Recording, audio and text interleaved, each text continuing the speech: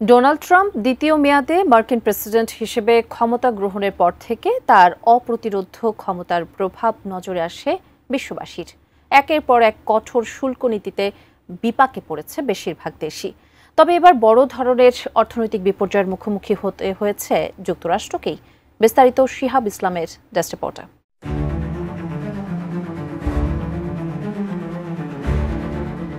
Donald Trump দ্বিতীয় মেয়াদে মার্কিন প্রেসিডেন্ট হিসেবে ক্ষমতা গ্রহণের পর তার প্রথম ১০০ দিনেই অর্থনীতিতে নেমেছে বড় ধরনের ধস। অর্থনৈতিক প্রবৃদ্ধি কমে যাওয়ার পাশাপাশি ভোক্তাদের আস্থা হ্রাস এবং আন্তর্জাতিক বাণিজ্য যুদ্ধের জের ধরে যুক্তরাষ্ট্র পৌঁছেছে মন্দার দ্বার প্রান্তে। ট্রাম্প তার দ্বিতীয় মেয়াদে একটি নতুন বাণিজ্য কৌশল বাস্তবায়নের চেষ্টা করেছেন, যেখানে বিশ্বের বিভিন্ন দেশের উপর শুল্ক আরোপ করে মার্কিন অর্থনীতি শক্তিশালী করার দাবি জানানো হয়। তবে অর্থনৈতিক বিশ্লেষকদের মতে এই নীতির কারণে অর্থনীতি সংকুচিত হয়ে পড়েছে। চলতি বছরের জানুয়ারি থেকে মার্চ মাসে যুক্তরাষ্ট্রের অর্থনীতির সামগ্রিক প্রবৃদ্ধি 0.3% কমেছে, যা 2024 সালের শেষে 2.4% বৃদ্ধি পেয়েছিল। এছাড়া নতুন শুল্ক নীতির কারণে ভোক্তাদের আস্থাও কমেছে ব্যাপকভাবে। এপ্রিল মাসে ভোক্তাদের আস্থা কমে গেছে 32%, যা 1990 সালের মন্দার পর সর্বনিম্ন। টানা সপ্তমবারের মতো বেস্ট টিস্যু পেপার ব্র্যান্ড হিসেবে স্বীকৃতি পেয়েছে বসুন্ধরা টিস্যু।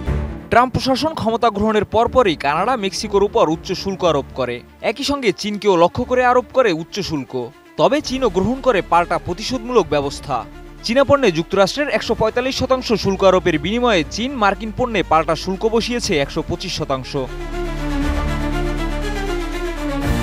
তবে গাড়ি প্রস্তুতকারকদের কিছুটা স্বস্তি দিতে গাড়ির যন্ত্রাংশ আমদানি করে স্থানীয়ভাবে উৎপাদন করার ক্ষেত্রে শুল্ক কমানোর ঘোষণা দিয়েছেন ট্রাম্প। কিন্তু আগের আদেশ অনুযায়ী গাড়ি আমদানির উপর 25% শুল্ক বহাল রয়েছে। ট্রাম্প তার নতুন বাণিজ্য কৌশলে এতটাই সংবেদনশীল যে নতুন শুল্ক নীতির প্রভাব নিয়ে ফেডারেল রিজার্ভ চেয়ারম্যান জেরোম পাওয়েলের মন্তব্যে ক্ষুব্ধ হয়ে তাকে সরিয়ে দেওয়ার হুমকি দেন তিনি।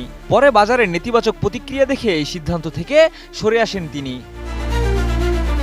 বিশ্লেষকরা বলছেন, ট্রাম্পের নতুন শুল্ক নীতি এবং বৈশ্বিক বাণিজ্য সম্পর্কে টানাপোড়েন মার্কিন অর্থনীতিকে দীর্ঘমেয়াদে আরও সংকটের মুখে ফেলতে পারে।